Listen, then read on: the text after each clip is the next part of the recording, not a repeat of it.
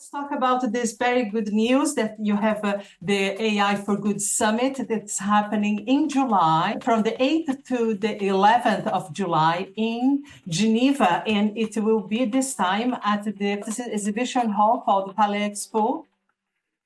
Yeah, that's right. We're super excited about this. For those of you who were at the summit last year at the International Congress Center right next to ITU, there was actually a line around the building for almost 2.5 to 3 hours of people trying to get in, which was a pleasant surprise, but also a little bit hectic to manage.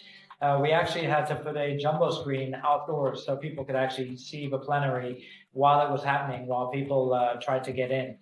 We even had staff handing out water bottles and stuff because it was a nice summer day. So I like to think that that's a testament to the impact and relevance of AI as a topic. But also, that should only happen one year. You don't want that happening every year. So that was a signal to us that we've outgrown the venue and we should move to Palexpo.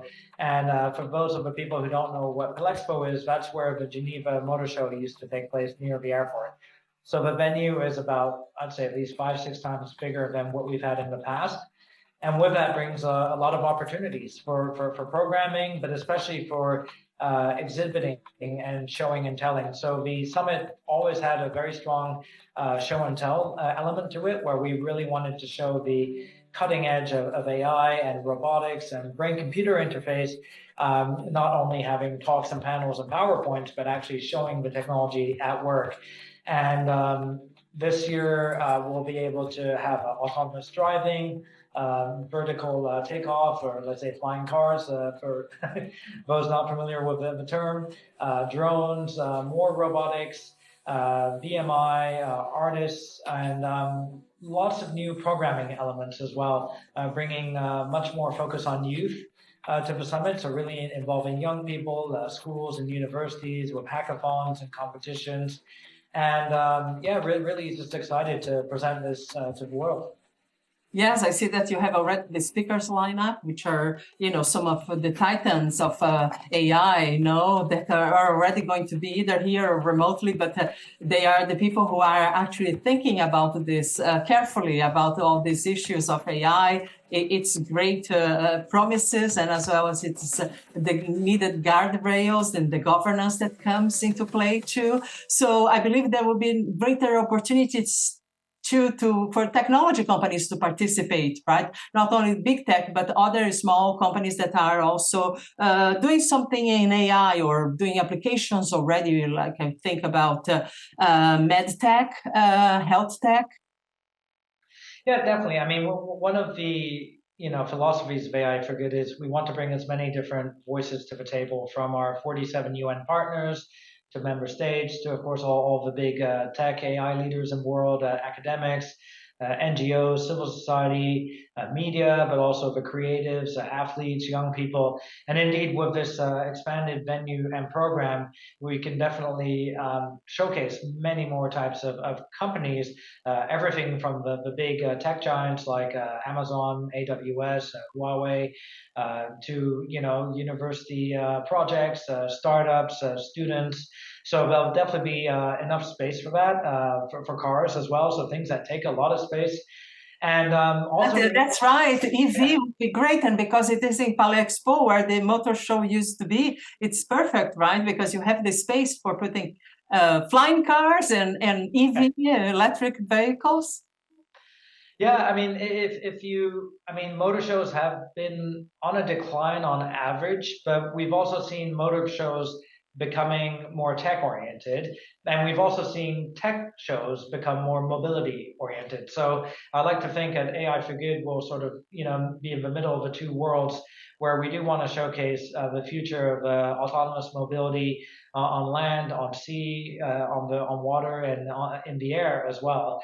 We'll also be introducing new content topics as well. So this year is known as the year of quantum. So we're going to be introducing a Quantum for Good track. And our thinking is that, when we created AI for Good 7 years ago, no one knew when the aha moment would come. And would it be 5 years, 10 years, 15 years? As it turns out, it was about 2 years ago with the emergence of ChatGPT.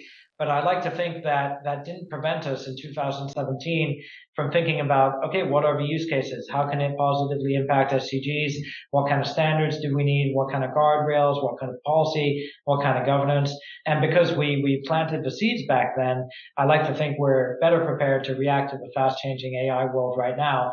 And I think we're in a similar situation with quantum where, the hardware is not really there, at least it's not mainstream, and people are debating, is it 5, 10, 20, 30 years? Again, no one knows, but that doesn't prevent us from thinking about the use cases, what it means for sustainability, what kind of guidelines or guardrails are we going to need, and more importantly, how do we make sure, developing countries are not left behind when the quantum moment arrives.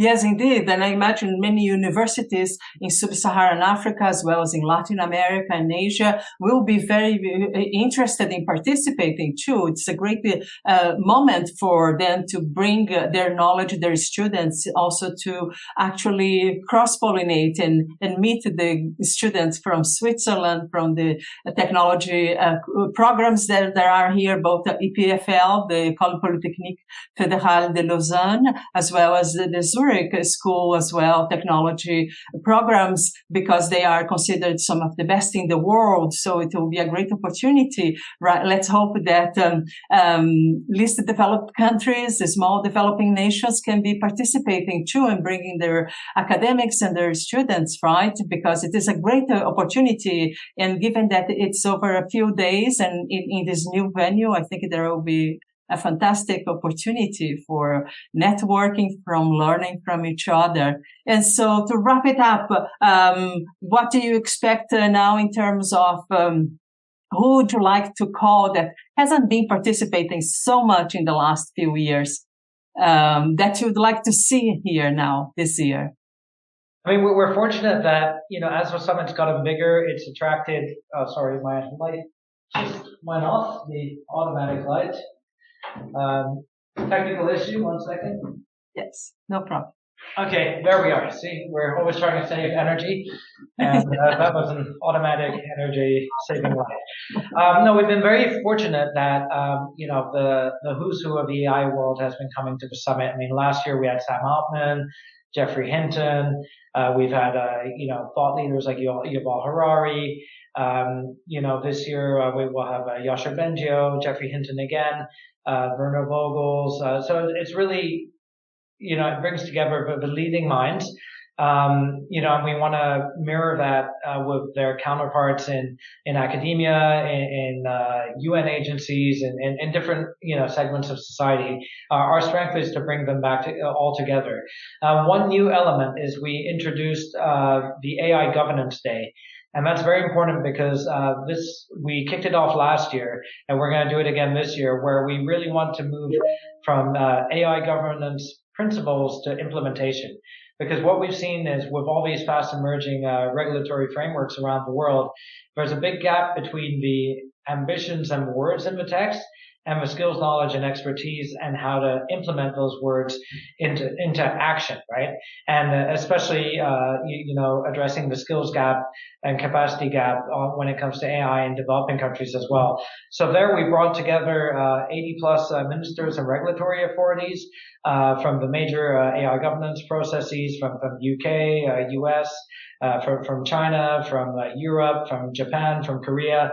So all of those things were happening at the same time in that year, but also being super inclusive to make sure the UN was there, so our 47 UN partners, and developing countries. So out of the 80 ministries that were there, more than half were from developing countries.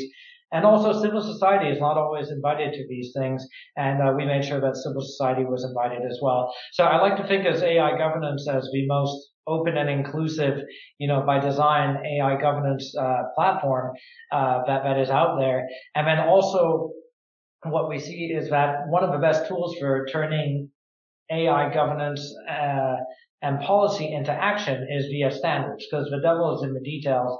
And what has details? Well, standards have details. So ITU has 220 AI standards published or in development on areas like network orchestration, cybersecurity, multimedia, watermarking, content authenticity to detect misinformation and deepfakes.